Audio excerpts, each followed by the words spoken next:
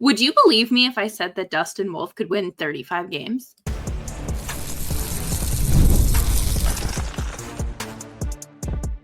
You're Locked On Flames, your daily podcast on the Calgary Flames. Part of the Locked On Podcast Network, your team every day.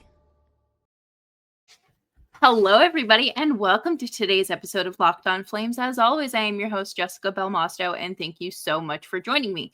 Today's episode is brought to you by FanDuel. Download the FanDuel app now by visiting FanDuel.com and win $300 in bonus bets if your first $5 bet wins. Well, today we're going to talk a bit about Dustin Wolf and the potential and possibility of him winning 35 or more games in a season relatively soon, as well as the latest rumblings when it comes to the Connor Zary extension. Make sure you subscribe to Locked On Flames wherever you get your podcasts. We are back to daily shows next week starting on Monday, which just means that hockey is right around the corner. And with hockey being back, of course, means that I will have your pregame, postgame, and any in-season reactions here on Locked On Flames. So make sure you're subscribed. And let's jump right into this because I saw a graphic earlier today. I believe it was from ESPN talking about the most recent goaltender to have 35 plus wins in a season. And of course, it was Jacob Markstrom for the Calgary Flames. And it was done during the 2021-2022 season. Any egregious statistic like having 38 wins in a season, 37 would of course come in a season like the 2021-22 season. If you weren't a fan during that time, I honestly feel really bad for you because that was probably one of the best seasons of hockey I ever watched and some of the best goaltending I've ever watched.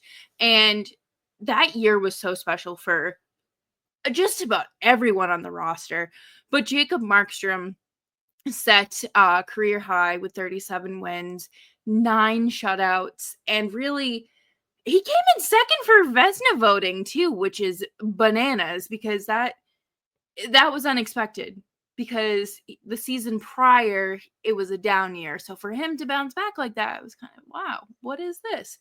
But it's the unpredictability of goaltending, which leads me into Dustin Wolf because last season he won 29 games, his rookie year, after playing in, I believe it was 54 games, which is a good chunk of the season and a good, a hefty workload for a rookie goaltender. And I think that goes to show you what the Flames believe Wolf is capable of. And he also had 3 shutouts. Could he crank that up a little bit this season? I would say that it is probable that Dustin Wolf, at some point, whether it's this year, next year, the year after, Dustin Wolf hits 35 plus wins. I would put money on it. And I'm not a betting woman. I think he would honestly win just about every game if he had a slightly better defensive group in front of him.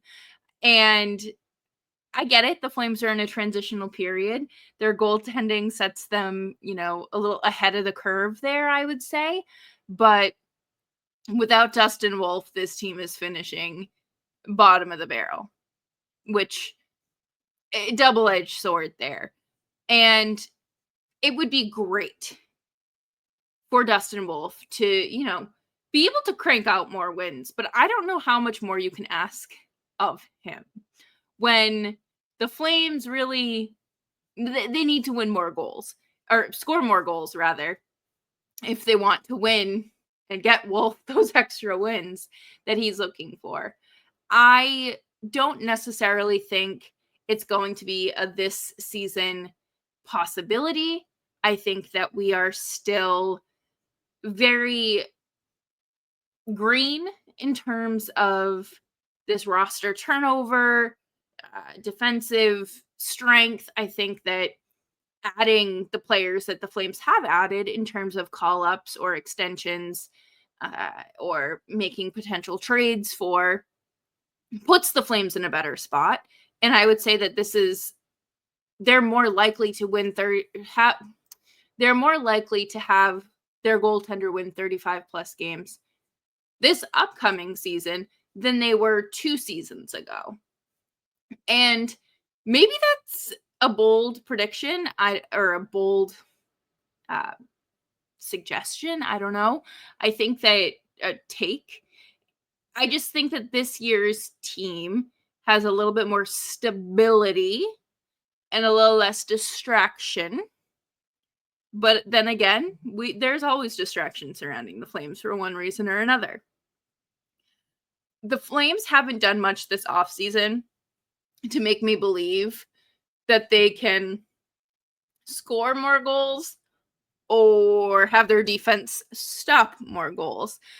When looking at the defensive pairings, kind of the predictions for the pairings, their projections, it doesn't really look pretty. We know how tough last year's group was, and Dustin Wolf needs more than pylons standing in front of him.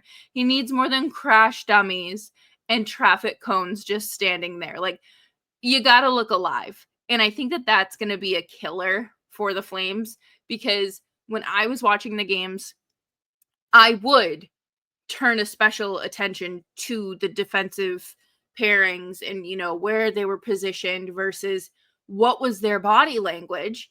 And I'm proud of Kevin Ball from how far he has come since his days in New Jersey, even if it's just a season. But there were so many times where I feel like the puck would get to a certain point and like he would just deflate.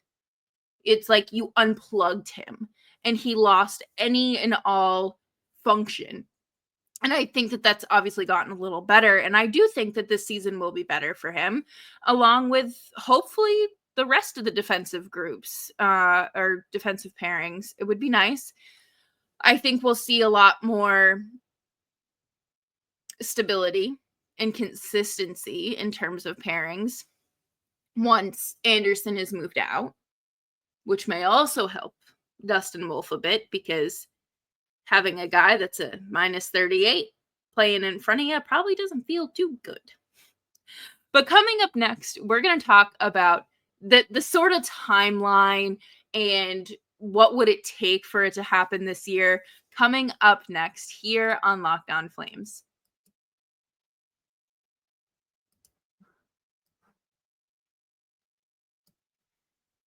Most people can't name all their financial accounts or even what they're worth, whether it's 401ks, properties, or investments. And when you don't have the full picture, you can end up leaving money on the table. And that's why there's Monarch Money. It's an all-in-one personal finance tool that brings your entire financial life together in one clean, easy-to-use interface on your laptop or your phone. Monarch is built for people with busy lives. If you've put off organizing your finances, Monarch is for you. Monarch does the heavy lifting, and you can link all of your accounts in minutes and see clear data visuals, get smart categorization of your spending, and finally feel in control of your money without ever touching a spreadsheet. That was music to my ears when I signed up for Monarch Money, because I'm not a spreadsheet girl. I like pretty charts and pretty pictures and colors, which Monarch Money does have, and helps me evaluate my spending habits as well as where I may be able to shuffle some money into some savings to pay for a wedding. Don't let financial opportunity slip through the cracks. Use code LOCKEDONNHL at monarchmoney.com in your browser for half off of your first year. That's 50% off of your first year at monarchmoney.com.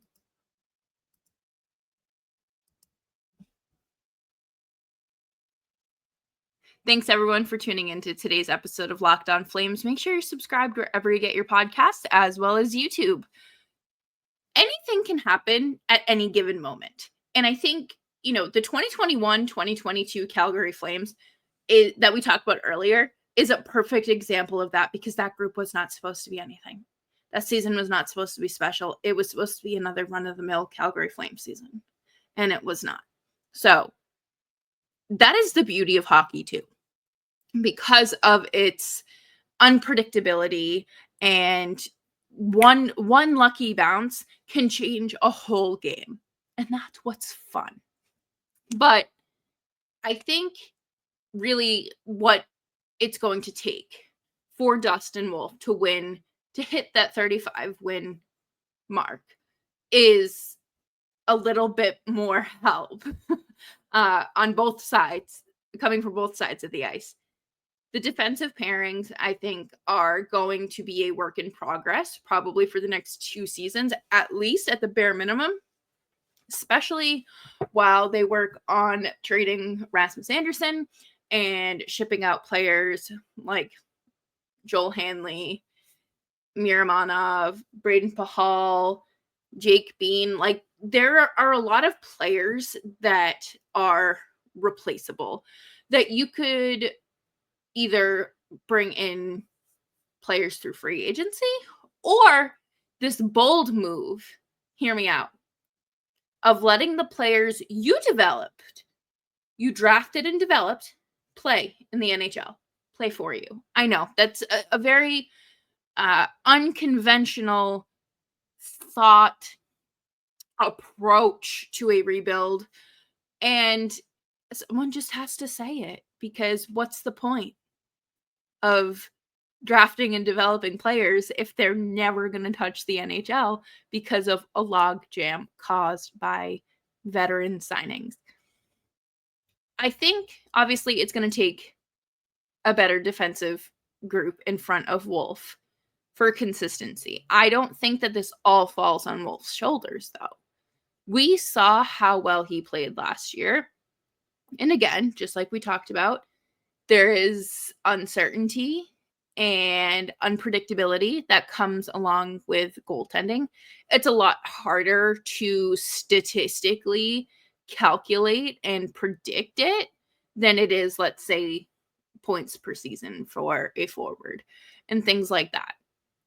So I think that it's going to need to be truly a team effort, and it's going to need to be, the supporting role.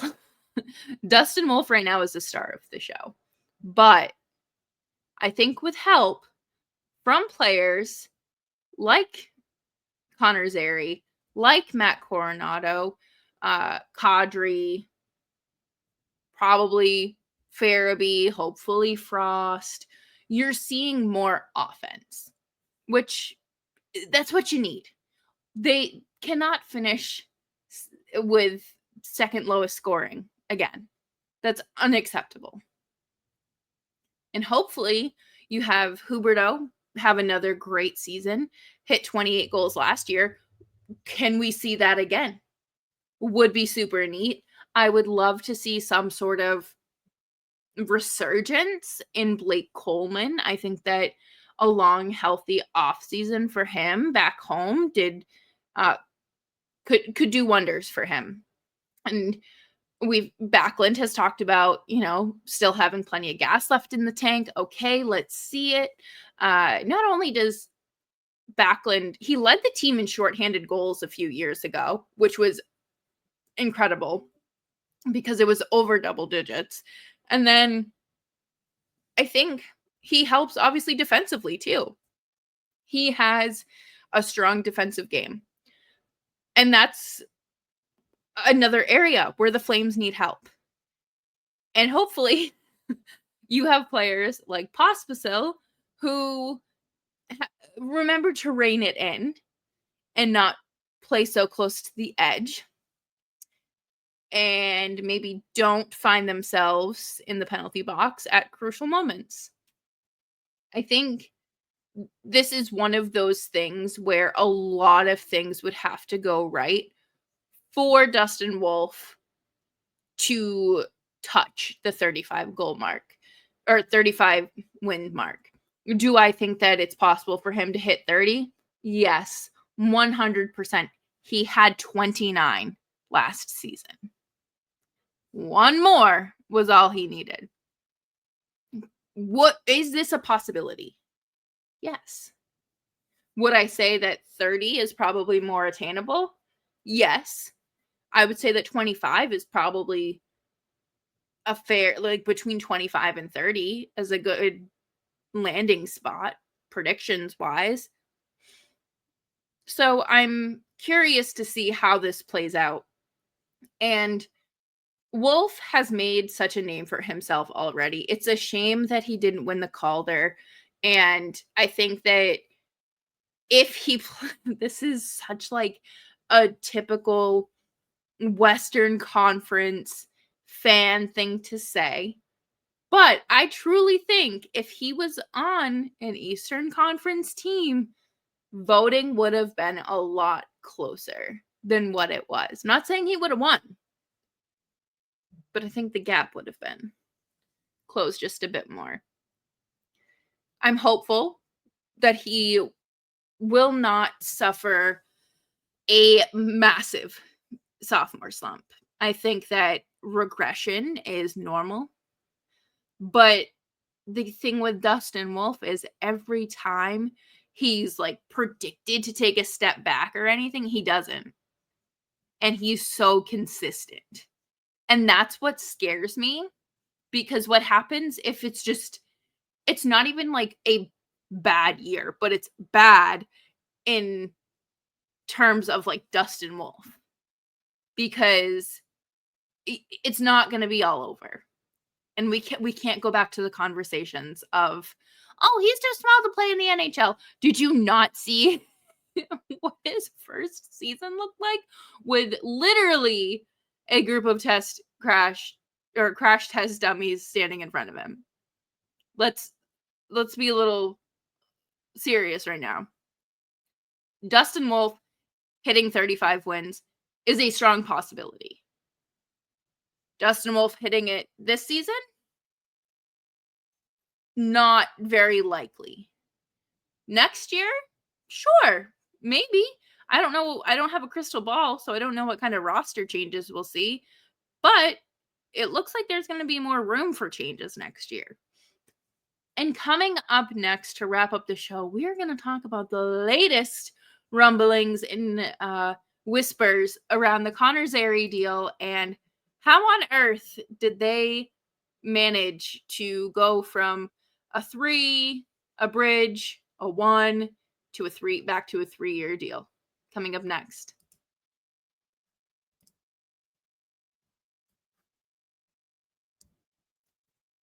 The NFL season is almost here, and FanDuel is making sure you are ready for kickoff with a can't miss offer. Right now, new customers can bet just $5, and if your bet wins, you will get $300 in bonus bets to use across the app. I love using FanDuel because it is very easy to navigate. There's no overwhelming flashing lights. It's super easy interface. You read it, you see it, you like it, you add it. The same game parlay is a fantastic ad. And honestly, probably be throwing a little money on the Eagles tomorrow to beat my Cowboys, but that's okay because, well, I would say Michael Parsons is going to have an opening drive touchdown, but maybe he will in Green Bay. So, are you ready to play? Download the FanDuel app now by visiting fanduel.com to get started. That is fanduel.com to place your first $5 bet.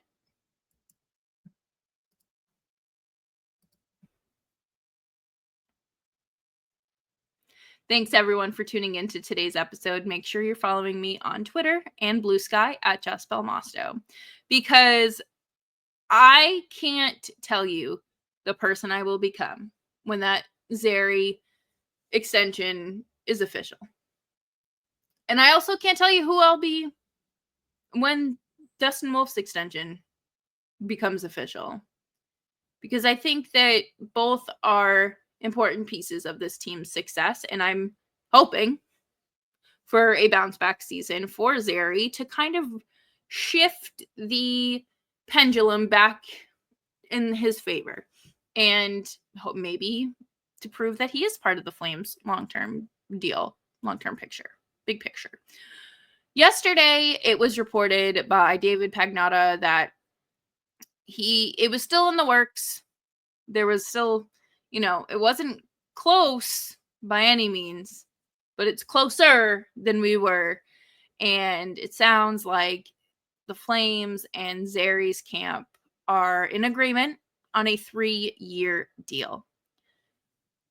I am just grateful that we are hearing anything, because we have gone all summer long wondering, waiting, pining, hoping every tweet notification from the Flames account is actually an extension announcement. It hasn't been so far. And as of 7:10 p.m. Eastern Standard Time on Wednesday, it's still not anything. So I think that 3 years is fair. I think that a bridge deal is good. I don't think that the Flames should commit. I don't think they should pull a Igor Sharangovich and extend it for 5. I think 3 is a perfect bridge deal. I think that if they're set on 3 years, then I would likely see them closer to 3.8 million, because it's more than the 3.5 that the Flames were supposedly coming in at.